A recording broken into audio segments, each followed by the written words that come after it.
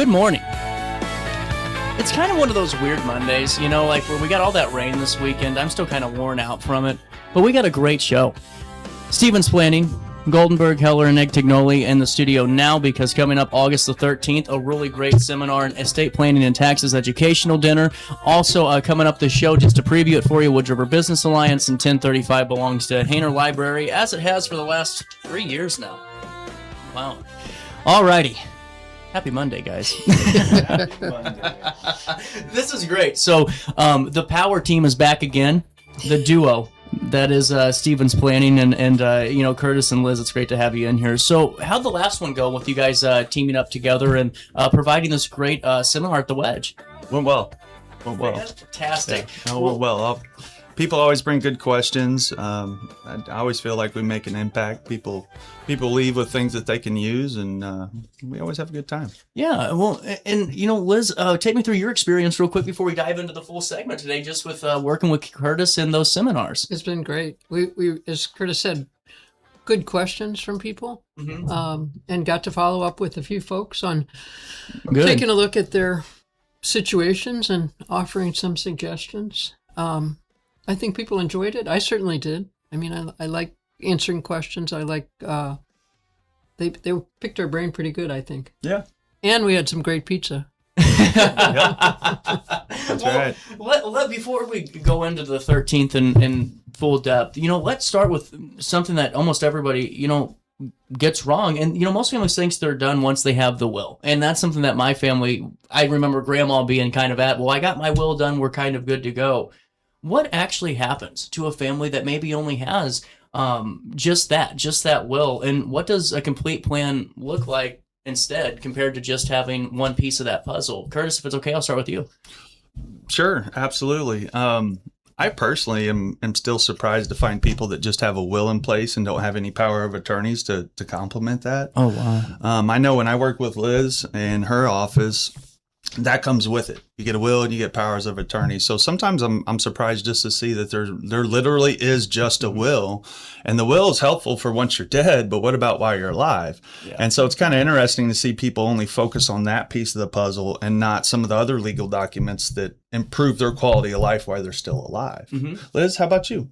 I agree. That power of attorney is really important because it's effective while you're living. And if you're disabled, if somebody has a stroke, can't make a decision for themselves, then you got to hire a lawyer. The court's going to appoint a lawyer for the disabled person.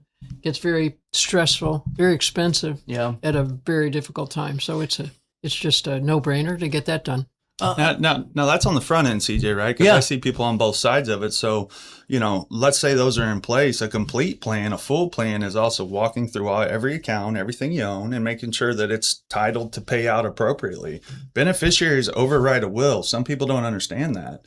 And so if you don't have your documents and your accounts matching your estate documents, it's going to be a problem. Oh man, that does sound like it. To me, there's so many things that I'm just thinking about, and from my back end and just personally, where I'm like, man, did we document this? Is that there? Because there's so many things that you don't really account for, not realizing that we know they're yours and they're an asset and they're part of your estate, but you just kind of think, like, to me, the no-brainer I just thought it was a car. It's like his grandma had the car forever, but maybe it's a brand new car that's 5 years old and she gifted it to the grandson, and they didn't really do the title, whatever the heck happens, but it's not documented right. And then something happens at the end stages of, care, or you need to go into progressive care, and all of a sudden that's just hanging out there as an asset ready to grab. Sure. It's kind of scary, because for me, I don't have the knowledge or even the time to know what do I even search for online. What are the exact ways to truly learn this information? And Liz, walk us through what a family in Illinois really goes through.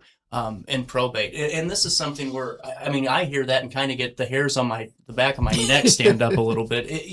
How long, how much, and what kind of goes into this aspect of it? Well, probate's a process. It requires the family to file a will. There's a statutory period of time within which it has to remain open, and that's 6 months, to publish notice in the newspapers. You'll see the notice of death often. And it can take 6, 8, couple of years, quite frankly. Wow.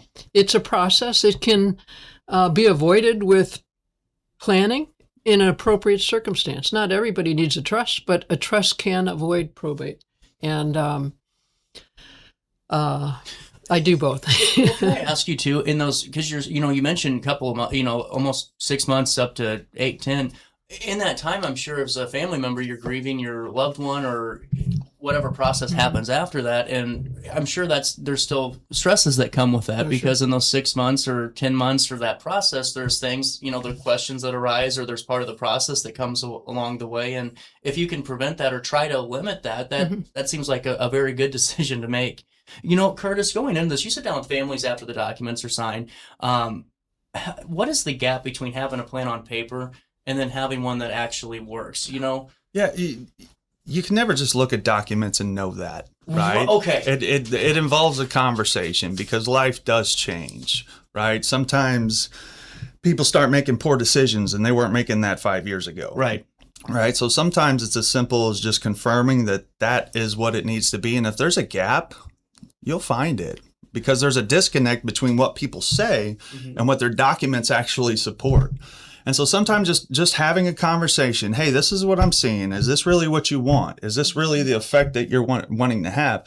I'm not an attorney. I'm not a estate planning attorney. If I get too far down into that and it gets complicated, I have to surround myself with people that are smarter than me and that are licensed for that. But at the end of the day, it can be as simple as just having a conversation, caring to make sure that those documents line up with what it's supposed to be. Absolutely. And confirming it. But the gap, it will show itself if you care and you walk through a process, right? That's something we have at Stevens Planning, and we find the gaps in your estate planning, because that's our job. Well, and I hate to ask this, but what's the most expensive mistake that you're seeing? When it comes to when you're meeting with families, is there one that you're like, uh-oh, here we go, Well, it's funny, because a lot of things in my life, everything in my profession, it really starts with it depends. It depends on the situation, Fair. right? Yeah, so, totally. If you've got $100,000 and that's everything you have to leave to your family, and you made a mistake and it cost you 50, that's a very, very expensive mistake, even though it's only $50,000, right? There's other people walking around that don't understand how estate tax works in Illinois, and there's a cliff that they're going to walk off of, and it costs them $500,000, right? It reminds me of the story of the lady who was given, right? It's how much. It depends on. So there are expensive mistakes made everywhere if you don't understand the system that's stacked against us, which is our tax system. And estate planning falls into that. We host other events that talk specifically about taxes in retirement. But we mention taxes because it is imperative that you understand it, because it doesn't leave the effect that you want. If somebody comes in the state and just snags up $500,000 of your money, right? There's people walking around out there that don't understand it. That's scary, And Liz, when the beneficiary form and the will say two different things, which one wins? Because I thought I heard Stephen mention earlier that beneficiary. Who? What'd you call me? Sorry. It's a morning already. Good morning. So I'm thinking of Stephen's planning. When I was hearing Curtis say, do beneficiaries trump the will? Is that they do? Yeah. What is the difference between the a beneficiary? Sorry for such designation a basic question. Is connected to a contract. Okay. Curtis manages contracts like that, whether it's a life insurance contract or they're all an account. Yeah, and because it's a contract, it overrides what a will might say. So if you name Sonny Boy the beneficiary of an IRA, but you really wanted it to go to the whole family, the company is going to give it to Sonny Boy, even though Sonny Boy might have turned bad or he got a little greedy. Yeah. And he doesn't want to share it the way Mom wanted it to. Now, this isn't like ACH. You can't just put it back. Yeah. This is like a rifle, right? Yeah. Beneficiaries are like a rifle. You have a contract, and when that trigger's pulled, your money goes directly to where it's aimed. And no give backs, no takes. They have it's it's like a wire. Boom. You better make sure it's right. Yeah. So that's it. Once you're gone, you're gone. Wow. Okay. And so, how often do you find that conflict, Liz? Unfortunately, too often. It does happen. People don't understand how these documents work, and that's why you gotta develop a relationship with someone like Curtis, and he's gonna get to know you. He's gonna get to know your family, the dynamics, tugs and pulls and make sure that what you want is going to happen. I mean, it's not surprising that it happens time, but is it one of those where they just, like you said, they don't know really what a beneficiary, like they just don't understand the terminology a lot of the time? I think. I mean, wow, that's interesting. So I got to ask you this, because this is something that's on the top of my mind and the top of a lot of people's minds that I know, is that long-term care and, the expense that comes with it. And that really, I mean, just wipes out, it could, a lifetime of savings, What are the honest options for a family who has not planned for that yet? Because to me, that's one of the most important things to plan for are those moments and how we're going to take care of ourselves in the last 18. Yeah, and we always have questions about this at the events. Oh, I bet. And so we touch on that because people always raise their hands and asks. But long-term care policies are very expensive. There's usually not a cap on them, and there's no guarantee that you get your money back. So usually what we do is we take a look at positioning assets and designating them to basically increase cash flow substantially should something happen. Gotcha. Right? So that way you're going to, okay. Yeah. Now there's some things on the legal side that can be done. And if you want to know more about that, come to our event, ask about it. Liz has really good, solid advice on that. But ultimately at Stevens Planning, I'm a fiduciary, so I'm always thinking about money. And if long-term care kicks in and you've got to take out $50,000 to pay for treatment, to pay for all these traveling, whatever comes up, it destroys your current tax situation in retirement. I bet. Right. So all of those things, Medicare, IRMA, tax brackets, everything shifts. Right. And so that's why it's important, too, that you think about this and come to our taxes and retirement seminar. We talk about positioning your money appropriately. So when long-term care kicks in, you have options. You're not just stuck. You're going where you want to go, and you're not just hoping for the best type of situation. Yeah. This is really important. But what you can't get back is time. Right. Right. So you can't just position assets the moment you get cancer. It doesn't really work well like that. It's not a good plan. You got to get in front of it. So we help people with that. We talk about it briefly in the state planning one, but we really get into it in the taxes and retirement one. So come check that one out too. Yeah. And that'll be coming up soon. I'll be back. We'll talk about it. I love this, man. Well, I just think it's so important that, I mean, to me, that's just, no one can talk about that. And especially now that I'm starting to see a little bit more in just my personal life, what the costs of some of those are. And then, what it does to an individual that doesn't, that doesn't really plan. And Liz, a lot of people worry potentially about like the big lawsuit, if it's a business liability or even a nursing home, taking what they built.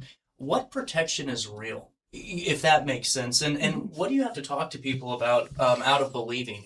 Do they come in with any preconceived notions when it comes to like a nursing homes, we're going to a nursing home for the rest of it, or we're dealing with a business liability, or we got a massive lawsuit coming our way? What can you help us out with when it comes to protecting our assets and what's there for us?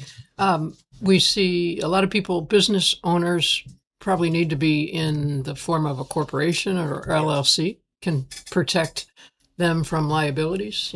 People who own rental homes sometimes they do it as an investment, but a smarter idea is to create an LLC to put those rental properties in, so that the LLC is the entity rather than an individual. That makes sense. What else? A trust can help. A trust can help as an alternative to a simple will. A trust can provide that your money goes to your kids, and when you pass, that money is the kids' interest in your estate can be protected from creditors. So there's some ways to create a shell and protect yourself from liabilities that may happen in the future. And that's one way people find out in your family that you're not paying the IRS. There's families and they don't understand that one of their siblings wasn't paying the IRS. All of a sudden the money comes through them and they've got to sort that out. Yeah. I have stories of siblings having to pay the IRS off so that they could get the lump sum for the family and then work out an arrangement to pay. And it's just all kinds of things that people say, oh, that's not going to happen to me. But there's a reason she's in business and I'm in business, and there's a great need for these things we do that we go and we talk about. I could keep going on and on, but there's a bunch. Liz has more than me, I'm sure. Liz, I gotta ask you, do you ever see anybody, and this is a random question kind of, do you ever see anyone that's a sole proprietor at a time transition into not even an LLC but go S Corp because they have, is that common, or is that kind of middle of the road? Yeah, S Corp or LLC. There's some tax advantages. Yeah. Curtis is probably the better one to. He's the tax expert. But, Well, I'm not a CPA, right? I'm not a licensed professional. I may or may not be, looking at some of those things, but from what I'm told and what I understand is that you can give yourself a reasonable salary, and therefore you're not taxed at self-employment rate. Therefore, it lowers your tax liability, and the corporation would maintain some of the earnings, and that's taxed at a lower And there's rate. some expenses that are deductible. oh, wow. Costs a little more to file taxes, but at the end of the day, it's an income threshold for people to transition. It either makes sense or it doesn't. You have to be at that point kind of thing, right? Yeah. Okay. Yeah. There's an income number that makes sense to the business owner to do it or not. Interesting. Usually between 50 and 70,000. Oh, okay. Well, that's good. Hopefully you guys are taking notes out there. We're giving you free great advice today. I'm not. I'm just asking questions. Curtis, adult children, we were just talking about this, the tax bill. They're surprised by it after the parents pass. And where does that come from? Is it just like you said earlier, the IRS payments, or is it just gauntlets of things? Right? Are we talking? In Stevens Planning, we have a process, right? I love it. Here's our process. And so taxation on income, if they're draining an IRA, is much different than financial continuity and leaving a burden for estate taxes, right, Liz? So, my head kind of goes three different ways, but today we're talking about estate planning. And yes, I would imagine there's people that have cried over the amount of money that they had to come off of that were their parents because they simply didn't position it appropriately. And Liz has probably had those conversations more often than me, because I would defer that. Hey, you need to go talk to her. This is what I'm seeing, but I do believe there's some taxation there. And Illinois has a tax cliff. If you don't understand it on your estate, I'm telling you, it's hundreds and hundreds of thousands of dollars. Right, Liz? Yes, it can be. It certainly can be. It can be. My goodness. So the rules for inherited retirement accounts change. What should families understand now instead of finding out the hard way? Yeah, so you're talking about inherited accounts, and that's where my head went once. IRAs aren't always the best place to leave money. You've been saying that the last couple of times. The Secure Act changed, right? And so if you have children that are married and they make above $100K in their household, it's very possible that your life savings is going to be taxed anywhere from 22 to 28% or higher, because it goes right on top of their ordinary income, and it has to be drained in 10 years. So great job if you have an IRA. Good job saving, right? You did the right thing. Hats off to you. There could be a better way to position your assets, maybe for long-term care, maybe for transfer of wealth to generations, right? Including maybe protecting them through creditors and putting them in a trust, right? There's a lot of different angles. So the only thing we ask you to bring is your thinking cap. Bring your thinking cap to our event. Bring your questions. Come on in. This is a fiduciary and an estate planning attorney with over 30 years of experience, folks. This is an opportunity. We encourage you to come get what you can. Take advantage. I love this. And I got to ask, people think that sometimes, or not just sometimes, but most of the time, maybe the conception is that trusts are only for the wealthy. Curtis, who benefits from a trust or from this? Anybody that hasn't taken the time to know that they know that they know that their positions, their belongings, their accounts, their life insurance, everything is where it should be, and that it's structured appropriately. If you don't have that peace of mind, come in, ask some questions, take a look at your documents before you come in so you have real questions. But this is to get peace of mind and to know that you're doing the right thing in everything you could do. Look, most people don't need us to survive. It's true. They've worked hard. They've accumulated things. They're going to be okay. Do you want to leave money on the table unnecessarily, unknowingly, through taxes, through not positioning your estate? That's what this is about, CJ. I like it. And to me, it's a no-brainer to stop by, and especially to me, bring everything you can and really come in and stump the experts. That's what I'm ready for. I have wanted to ask you too. We've touched on this topic before, and this is to me the most important one, because our families mean everything to us. They should anyway. And at the end of the day, I'm sure Liz and Curtis, you've been a part of knockout, drag-out brawls by the time somebody has passed, and the issues that arise with certain estates and certain situations. My question is, what have you seen? What have you seen tear a family apart after? Is it strictly right into the here's where mom and dad wanted this to go, and you aren't taking it and doing the right thing? Is it the taxes that tear the family apart because everyone thinks they're going to get this large chunk of money, and all of a sudden, maybe the eyeballs get a little bit too big for the heart, and they realize they're going to get maybe a fraction of it. What's the biggest divider or the biggest tear apart, do you think, when it comes to this? I think it's a combination of all those. It can be, you had a family member taking care of the person, yep. And the rest of the family thinks that they might have taken advantage. They might have unduly influenced mom in not splitting the jelly beans in an equal way. It can be the tax angle, whole bunch of different things. Something that I never realized till I got in this business and I started helping families on this level. Yeah. It's always the kid that can't afford the house that wants it. The kids that can't afford it don't want it. You're right. No, that's how it works. It's the kid imagine. The kid that can't afford the taxes on the freaking home wants the home. Yeah. Right. Yeah. And there's children that are doing well and they just want it to be done and smoothed over. But the kid who wants this, it's a mess, folks. It's a mess. And honestly, I look at this as a way to protect your family from some of the dysfunction. We all have dysfunctional families. Some hide it more than others. Yeah. And it's an opportunity to really lead your family and just squash any things that could happen, because feelings and emotions are high. Yeah. And how much is that worth? Nothing to me. I mean, it's worth everything. I mean, what I mean by that, I know what you're fighting over me. Are you saying it's priceless, or are you saying priceless. It ain't worth nothing, CJ? There's a big difference there, buddy. Which one is it? Because I think it's priceless. Priceless, absolutely priceless. Priceless.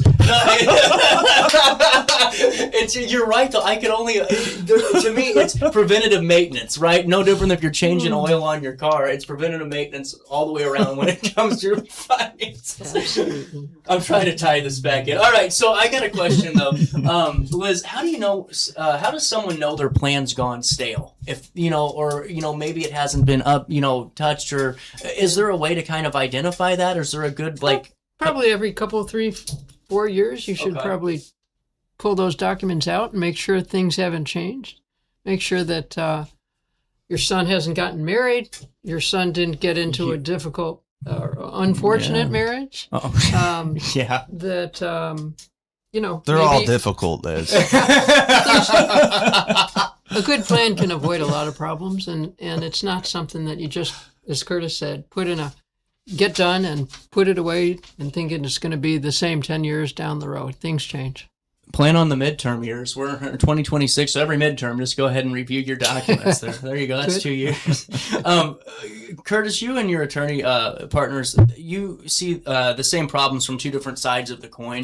And I think that's what's really cool when you guys go into the room and you're able to kind of bounce back and forth.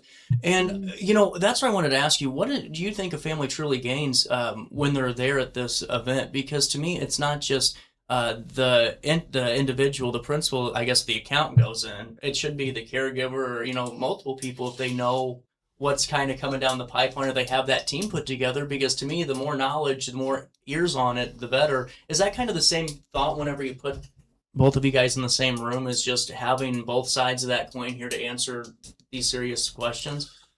Yeah, and I think you're not alone in thinking that, CJ. We have, mom, we have the son, we have the daughter come. They may bring a spouse, and we've had, up to 3 generations to come to these. That's great. Yeah. And the reality is if they were to go, if you walk into one of these events and it's just a fiduciary, as I had to give a disclosure earlier, right? I'm not a CPA, right? Yeah. And so what would happen is that you're going to find those moments where I can talk all the way up to where I'm comfortable, and then I got to say, hey, Liz, handle it. How's the rest of that work? And she steps right in and she handles the legal side.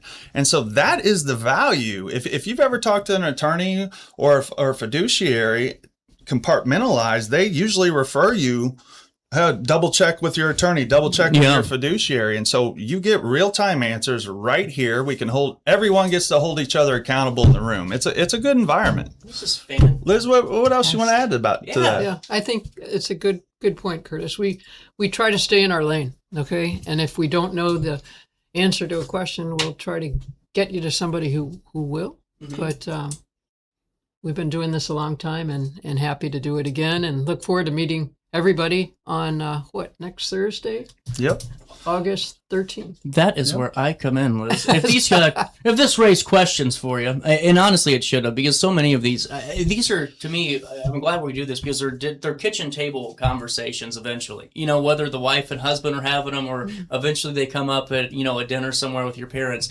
It's really important that you guys attend these conversations. Thursday, August the 13th, it's at 6 o'clock at the beautiful Wedge building, dinner provided, and there is no cost, there's no obligation. You just need to bring your questions and the people you would want in the room with you. I didn't even read that part, and I was on to something there. See, I'm learning from these segments, Curtis. You're teaching me well. Seating's limited at these events, so please call to reserve a spot today, 618-551-0028, or you can go to stevensplanning.com and click on events. It'll take you to this beautiful page right here. Bingo, and you'll see. I got to zoom in. My eyes are just getting worse and worse by the day. It's okay, old man. Yep, having a kid is just really changing me. And now you click on that, you'll see all the other ones. It'll take you to this Calendly link, and you can see this educational session. So by Curtis Stevens Planning, in collaboration with Liz Heller of Goldenberg Heller Antognoli, PC. They'll walk you through the key estate and tax planning concepts in a simple, practical way. And again, we'll link it all and a write-up on RiverBender.com. Final thoughts for the segment today? Liz, thanks for driving out here today and being here. It's always good to see you. And now I'm going to pick on him because I heard him say he's got a kid. He does. He does. got a will? No. No, It's and time. you Would you name keep us your telling me you guardian? need to know more. So we'll see you at 6. So you just sign up through the link. All right. Don't make me call you out on the radio again, You CJ. need to. Okay? It's bad because All right? I know it's true. What happens if something happens to you and your wife and nothing's in place? The state is obligated to get involved and touch your child. So at a minimum for young people, and you have a kid, it's worth talking about, right? And then back to the POAs while you're alive. That's really true, man. And that's something we have talked about before. And then if you don't have a retirement account, we should talk about that too. I do need to talk about it. Okay, I'm glad to get called out here at 9:44. That's always good to see you, CJ. Thanks, buddy. This is great to have you back in the studio again. Well, it's great to see you. Good to We'll see take you. a quick break. We'll link everything and right up on